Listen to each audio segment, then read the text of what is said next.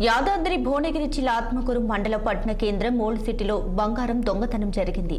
వివరాల్లోకి వెళ్తే ఓల్డ్ సిటీలోని మేకపూతల కొమ్మరయ్య అనే తన కుటుంబ సభ్యులతో కలిసి రాత్రి తమ డాబాపై నిద్రపోయాడు.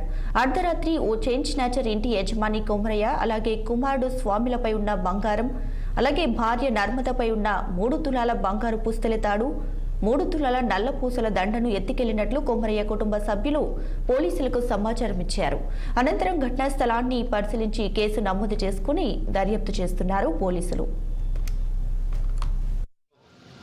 ఈ ఇంటి ముంగట డాబాల పైన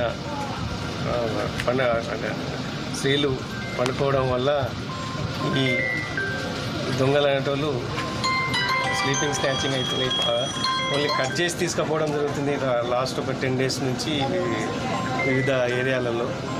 కాబట్టి అందరికీ నా మనవి ఏమంటే కొద్దిగా అందరు ప్రికాషన్స్ అన్నీ తీసుకొని ఈ దొంగ దొరికే వరకు అందరూ కూడా లోపలనే ఇంటి లోపల పండుకోగలరని మా యొక్క రిక్వెస్ట్ పోలీస్ తరఫున. ఇంకోటి మా పోలీస్ తరఫున కూడా ప్రతిరోజు అంతా పెట్రోలింగ్ చేస్తున్నాము. అలాగే ప్రివెంటివ్ మెజర్స్లో భాగంగా ప్రతి విలేజ్ వాలంటరీ గ్రూప్స్ను తయారు చేసి యూత్ కూడా చాలా మోటివేషన్గా ఎంథూసియాస్టిక్గా తిరుగుతూ ఉన్నారు. ప్రివెన్షన్కి అన్ని ప్రికాషన్స్ తీసుకుంటున్నాము.